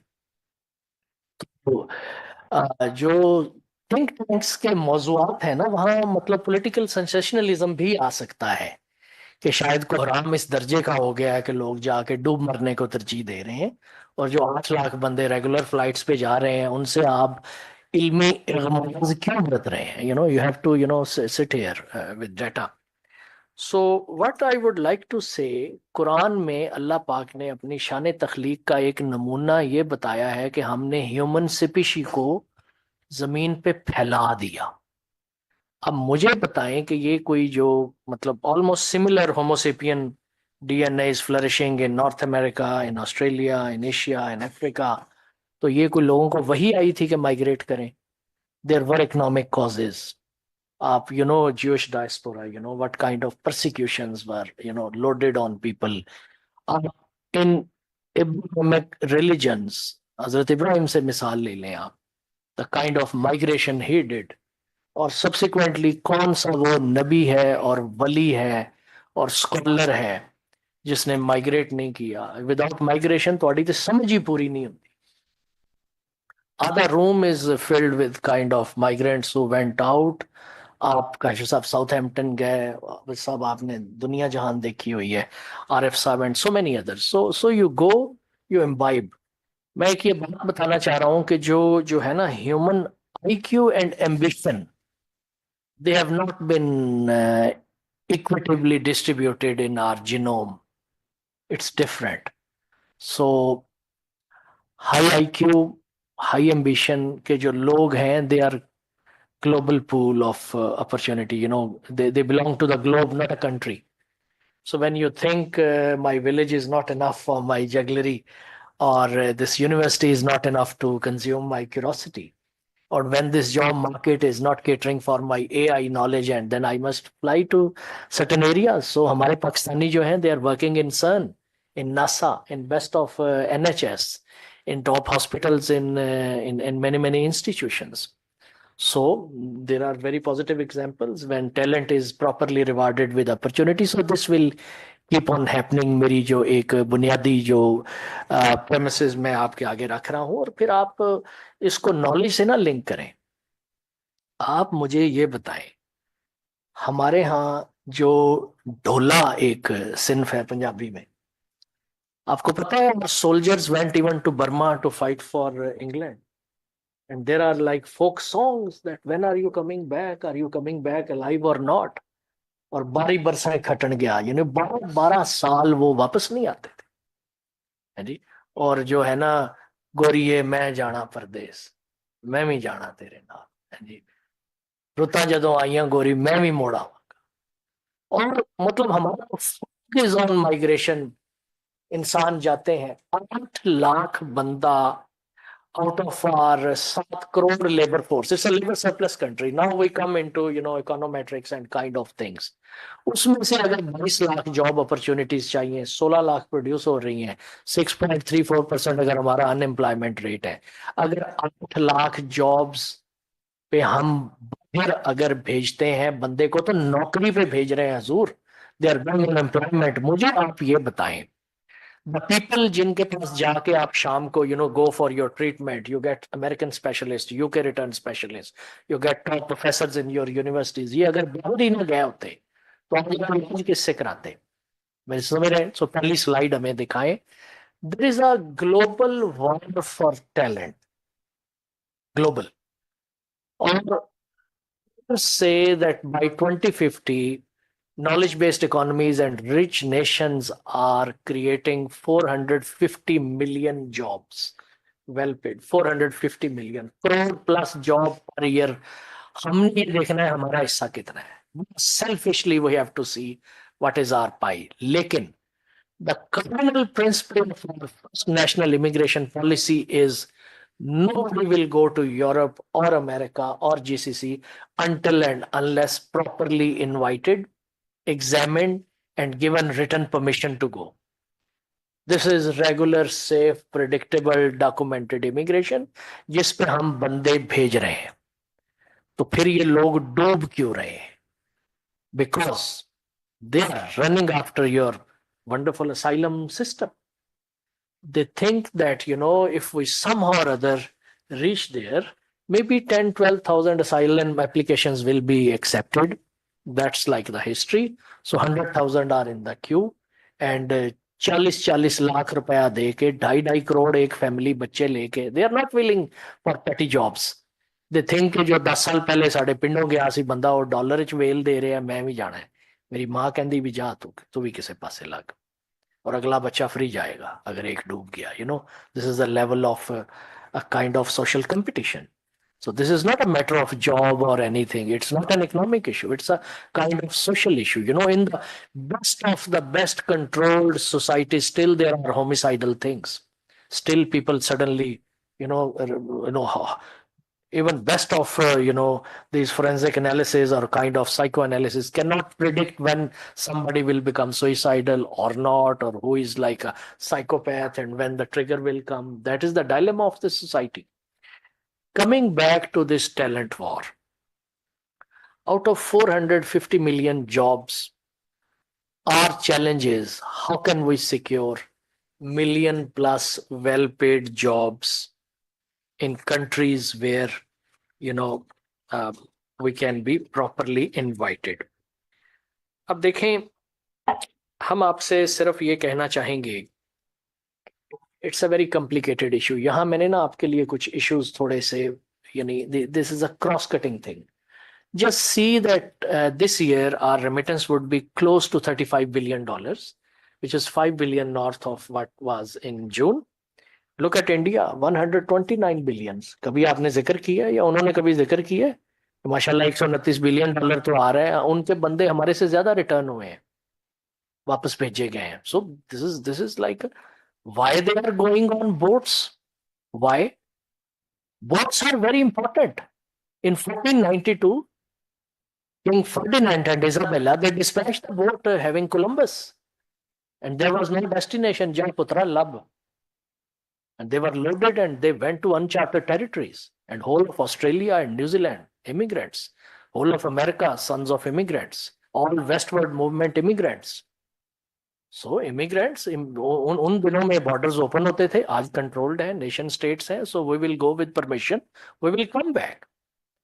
With the help of European Union, we are having a massive database of all who are going, all who are reintegrating, their skill equalization, their skill passport kind of thing, reintegration dynamics, the social capital, their appetite to invest.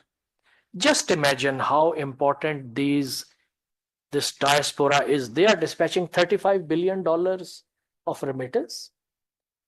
$9.7 billion is in RD account, out of which is almost $8 billion is their long view investment. Again, overseas. $6 billion through forex exchanges, interbank, state bank buys, again, mostly overseas. Very careful statement, $5 to $6 billion through Hawala only, again overseas. ये $50 billion cross कर रहा है.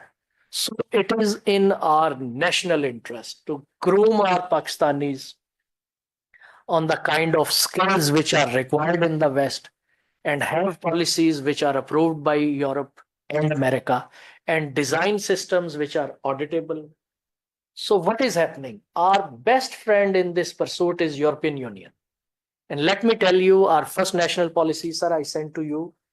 I sent to our colleagues. It's open for critique. It's going to the federal parliament. The federal cabinet in next few days or 2 weeks. We have presented our roadmap. We have presented our roadmap to European Union. We engaged with their, migration, mobility and talent partnership dialogue. इसका मतलब क्या है कि border control करो, हम शायद आपके बारे में सोचें कि आपको कुछ हम दें. So our FIA, our immigration system, passport control system, the barcode system of passport, its lamination, everything, national ID, its links with so many thousand things, plus the curriculum verification, the immigration data, how many checks you have.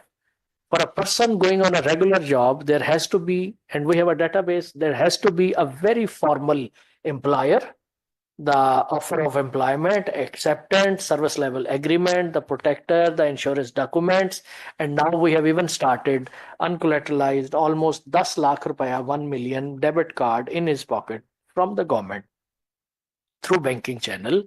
Go, don't go empty pocketed.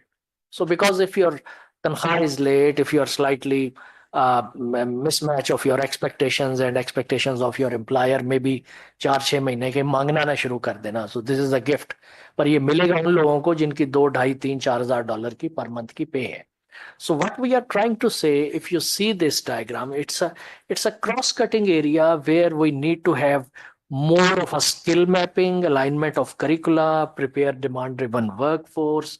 We are putting MOI on curbing human trafficking, narcotics smuggling, beggary. There's a crackdown on fake certifications. Readmission of returnees के ऊपर मामलात हैं. We are working on economic diplomacy, on demand aggregation of skilled HR through CWS. मैं अगली slide पे बताता हूँ. तो पर्पस हमारा इसमें ये है कि when there is a war for talent, there are, sir, there are 3 pathways which Europe is offering. They are offering permanent settlement to the very, very highly skilled people. The CHIPS Act is all about it by US. If you have a kind of cutoff thing, please come. America is your destination. And there is a hunt. Let me quote an example of what Japan has discovered with us. It took us like 1.5 years. We signed an MOU with Japan. They picked a company called Plus W. They entered into agreement with 10 to 14 of our universities, जहां IT के बच्चे पढ़ रहे हैं, undergrad. IT students got enrolled on their website. They did but best of the best, picked them on IQ, and now since last 6-7 months, they are having online training by top IT firms of Japan, along with their credit hours. And within 6 months, they learned the language. They are oriented with the work culture of Japanese companies, and they are known to be picked. And 52 ka pehla batch is leaving for Japan on a cherry picking model, and they will be serving in Japanese companies. I think 100,000 से ज्यादा हमारे freelancers इधर बैठे हुए हैं. They are going to earn. So we have every right. आज India outsource कर रहा है जॉब सिलिकॉन वैली को, क्योंकि इंडिया में बैठ के जॉब करना महंगा है सिलिकॉन वैली से. ठीक है, तो आज हम थोड़ा सा लेट एंट्रेंट हैं, but we will be rising like anything. I am telling you. So हम within next few years we are going north of $40 billion plus per year, but that has to be skill based. So जो है ना, जो kind of partnership which is going on with EU, वो थोड़ा इस चीज पे है. थोड़ा अगला नेक्स्ट स्लाइड करें. वो है हमारी इकोनॉमिक डिप्लोमेसी. सो एवरीबॉडी, ये जो है ना permanent pathway, it is hardly for less than 2% people, very very highly skilled, and those are global talent. Even Einstein migrated for Manhattan Project. That's a wonderful migration. Then what is happening is that Europe and Middle East, they are entering for temporary contractual labor mobility partnerships. So the partnership mean they will pick a company like Japan did. They will come to our country, visit our university, look at the students, look at the soft training, ethics, culture. They will pick the third party like the Kamal, which Saudi is doing. They will pick the third party like Pearson.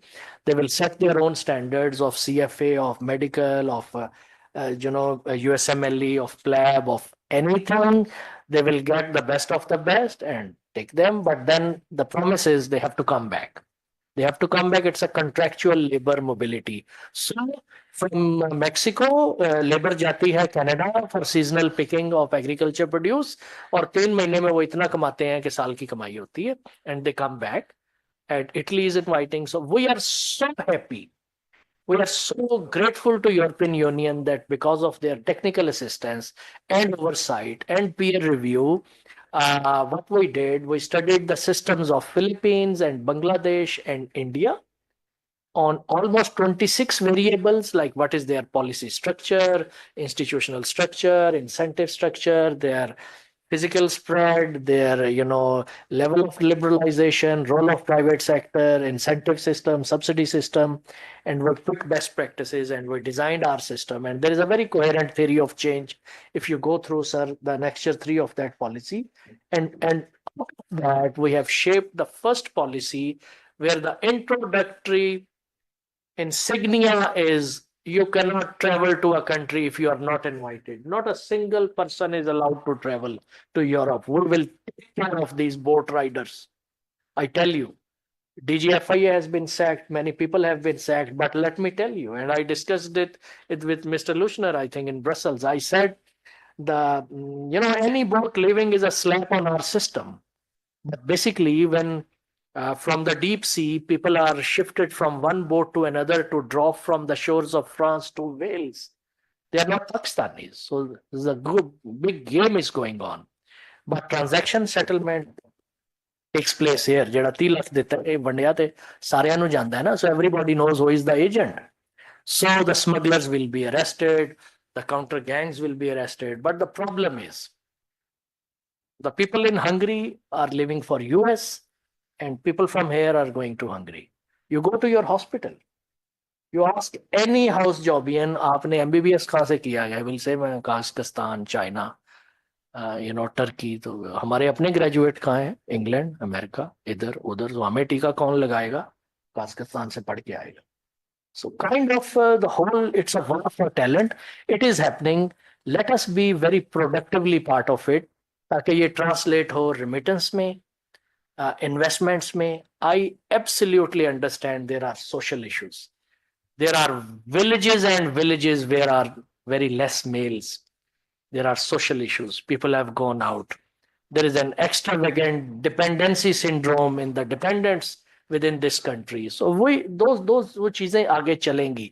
हम diaspora को we are trying to make a very productive part. OPF का हमारा जो एक board है, its chairman, its MD, all board members are now leading diaspora. हम उनके लिए एक national अवार्ड वगैरह बनाने की कोशिश कर रहे हैं जहां हम उनकी सर्विसेज को रिकग्नाइज करें. हम थोड़ा सब्सिडी मॉडल में उतरना चाह रहे हैं, स्पेशलाइज तरीके से उनको मुल्की तमीर का हिस्सा बनाना चाह रहे हैं. हम कोई बहुत ही सेंसिटिव मौजूआत, इवन उनकी वोटिंग, इवन उनका जो प्रॉपर्टी के जो स्पेशल कोर्ट्स हैं, इसके ऊपर बात चल रही है. You will listen to very good things. They need to come back and be part of guidance system for us. A person जो अनपढ़ गया है, who can run a restaurant in Mall of Emirates, can come back and do it in F6 or MM Alam Road.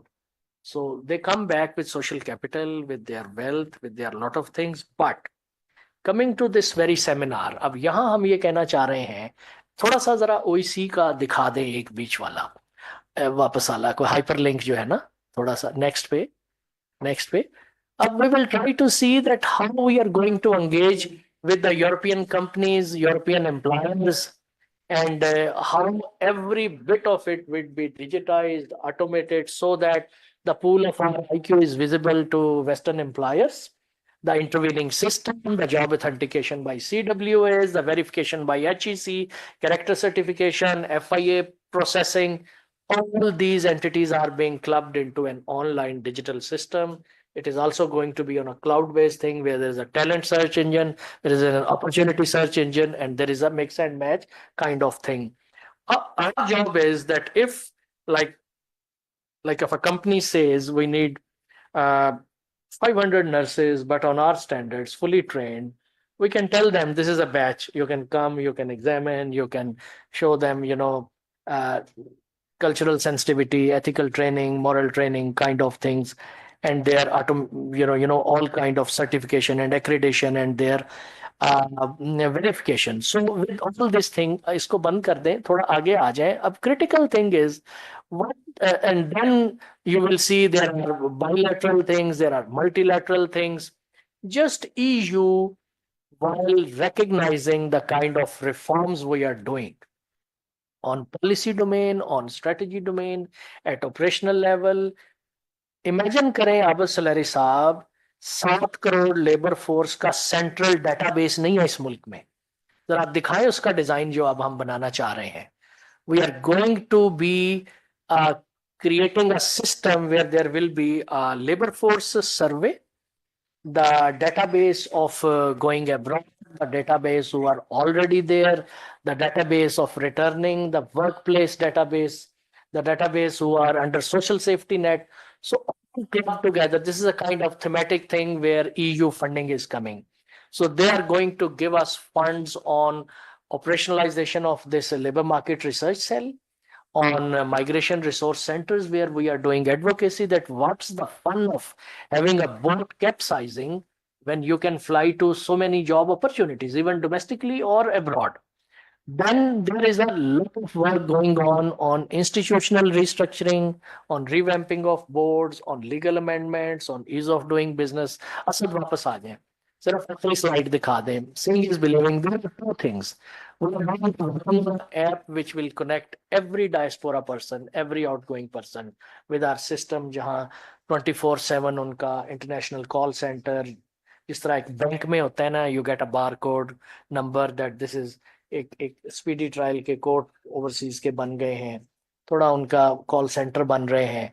And the lower side is Pakistan immigration management framework where 18 distinct entities which have responsibility for documentary perfection, academic certificate perfection, उसकी age ठीक है, उसकी skill ठीक है, उसका interview करना.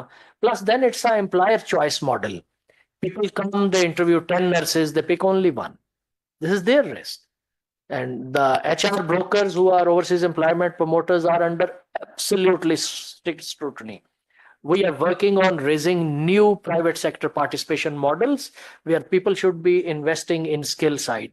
We are appreciating EU efforts where Germany, Italy, Finland are coming in a big way to basically audit our system, see how officers are, trained, augment the system in terms of its digitization, see the policy outlines, see the sincerity of the system governing people.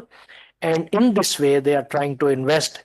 They rightly say that we are not like throwing jobs. We are telling you, rise up to the level that we audit you and then become good partners. So that is the talent partnership, but it comes first when we make our system. Okay, so my sincere apologies. लेकिन मैं कहना आप लोगों से ये चाहता हूँ sir, आपके इदारे को, इसकी रिसर्च को, आपकी शख्सियत को हम इंतहाई कदर की निगाह से देखते हैं. हमारी नज़र में देयर आर मल्टीपल थीम्स जहाँ पे हमें बड़ी स्ट्रक्चर्ड रिसर्च की ज़रूरत है. मिसाल के तौर पे how to further formalise remittance structure और उसको लिंक करना और इसके चैनल्स को सीधा करना. मिसाल के तौर पे the kind of NAVTTC and skill development, budgetary spending is not creating that value for money जो कि नीड है बाहर के एम्प्लॉयर की. And what is the missing link and what are the strategic choices. So हम और कई चीज़ों के ऊपर आपको पीयर रिव्यू के लिए हम डाटा लेके बैठे हैं. हम आपके लिए फंडिंग लाइन में बड़ी रिस्पॉन्सिबली अर्ज करता हूँ, have a funding line from us and give us research and run our data system जो हमें एक ऑप्टिक्स डायग्नोस्टिक्स देता रहे, जिसपे पॉलिसी बेस्ड चॉइसेस हम कैबिनेट में लेके जाते रहें, सिस्टम को फाइन ट्यून करते रहें. माय अपॉलॉजीज फॉर आबिद साहब ओवर टॉक, बट हम अब आपकी नजर हैं और आपके मोतरफ भी हैं. सर बहुत शुक्रिया और बड़ी वैलिड सजेशंस हैं. शायद डॉक्टर आबिद उस पर भी बात करते हैं. तो मैं इंशाल्लाह आपके लिए आपसे मुलाकात करेंगे नेक्स्ट स्टेज में. हमारे पास बहुत सारे आइडिया है, एसडीपी ने इस पर काम भी किया हुआ है, नेपटेक के ऊपर, इस तरह बहुत सारी चीज़ों के ऊपर, खासतौर पे जो अभी डिजिटल टेक्नोलॉजीज हैं, how it's going to impact labour market and labour migration for Pakistan. So of course looking forward for your advice sir. In the end I just like to invite doctor Abid Suleri for thank you note. Thank you, Kashif. Thank you very much, Dr. Ashar Saab, Tayyib Saab, Sajid, Philip, Mrs. Rana Rahim, and Dr. G.M. Arif Saab. Excellent discussion. Or Secretary Saab, as he rightly pointed out, we are sitting on gold mine of human resources. और इस वक्त जब हम artificial intelligence, large learning module और new ways of doing work की बात कर रहे हैं, तो that's where we need to groom our human resources. I think we somehow missed the first 3 industrial revolutions. We can't afford to miss the 4th industrial revolution, and this industrial revolution is all about knowledge management. It is all about shaping our IQ level. It's all about getting equipped with a new skill set and integrating with global economies, of course, through a structured manner. Before coming here, and thank you, Ashar Saab, for sending me the draft of your immigration policy. I spent a good half an hour going through it. I wanted to come here after going through it. I would say it's an excellent beginning. But as happens in Islamabad, and we often say that Islamabad is a graveyard of good policies. Yes. It's a junkyard of good policies. And now all the stakeholders sitting here and beyond this room, I think we need to put our efforts on how to actually get it implemented, identify all the good things mentioned there, promote them, disseminate them, and try to support and equip through this intersectoral cooperation, as was being mentioned here by Bajwa Saab, that we require Ministry of Tourism to be on table, we require Ministry of Religious Affairs to be on table. So for any policy, I used to say that we require at least 3-4 major components. The first is the institutional arrangement, and your ministry, of course, is the pivot of this policy. And now we need to see that what are the nodal integrations of this institutional arrangement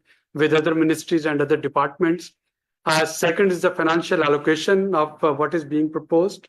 Thank you very much, EU. But of course, we also need to look at our PSTP, look at our Udan Pakistan, look at our various other initiatives which are talking of promoting our human skill set, and try to get financial allocations for this wonderful policy. And the third and fourth is about the technical know-how, the equipment, the skill set, and the right kind of human resources. STPI, in our capacity, will be more than happy to support you in whatever we could do. We have Dr. Kashif Salik, who has his PhD in migration, impact of migration on livelihood. He has his own team, but we can always strengthen the team, and we'll be more than happy to support you in this endeavor, be it funded or non-funded. That's not the issue. The main thing is how can we turn this brain drain into brain circulation? And I think that is very important. So this brain drain, we are not talking of brain reversal, we are talking of brain circulation. And this circulation of ideas, circulation of exposure, that is extremely important. And that's where together we should work. So thank you very much again for sparing your time and joining us today.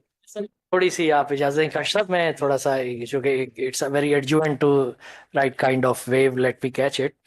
On Friday, we presented our 1 year's comprehensive work to Honorable Prime Minister and all cross-cutting ministries. There were almost 7-8 ministries. So the catch in our working is that we communicated almost 1 million well-crafted job opportunities in Europe, America. But the supply side is, in its own elegant ignorance, is sitting with kind of courses for beautician and just language and a kind of, very primitive technicians. And so all regulators were called: PMDC, Nursing Council, Pakistan Engineering Council, NAVTEC, TEVTAS, IT. And we have crafted a roadmap. So under the policy, as Membrana knows and European Union knows, and provided us with the best of the brains who peer reviewed our work, 55 interventions in 9 thematic areas have been crafted, which is called the Strategic Implementation Plan. And as a substract of that implementation plan, we have crafted quick fixes, 5 areas, 24 interventions, which basically align demand side with supply side through efficient processing, economic diplomacy, and diaspora engagement. It comes with KPIs and targets and dependencies. There have been in coming days massive resource allocation you will see for skill development fund. European Union, not to be quoted, but they are on with us with almost 14 million euros of allocation, which is absolutely structured for a kind of systemic structural reforms with a long view of partnership. And only if we behave on these things, we will be moving to the next step. So in coming days, there will be many areas where, you will see how system is being revamped, how the cross-cutting partners are now becoming a one integrated roadmap theme. So now all skill side, whether these are tevatas here and there is one message. Anybody जो tax payer के पैसे पे तालीम ले रहा है या HEC funding से या स्किल की तालीम ले रहा है, either get a job here or there. Job promise is absolutely essential for disposable income, for consumer spending, for any kind of circulation of wealth and finances. So bless you, sir. When I was in petroleum ministry, तो आपसे spot pricing पे मैंने थोड़ा बता रहा था, एक दफा एक अच्छा तबसरा भी हो गया था, आप भी टीवी पे जाते हैं, तो आई होप आप अपनी जहानत से कुछ क्रिटिकल चीजें इस पे शुरू कराएं कि क्या ये ब्रेन ड्रेन है या ब्रेन सर्कुलेशन है, और अगर ये तैयार नहीं होंगे पूरी दुनिया से घूम के तो फिर इकोनॉमी को फायदा कैसे होएगा. So thank you very much. Can I request the panelists for the group photo?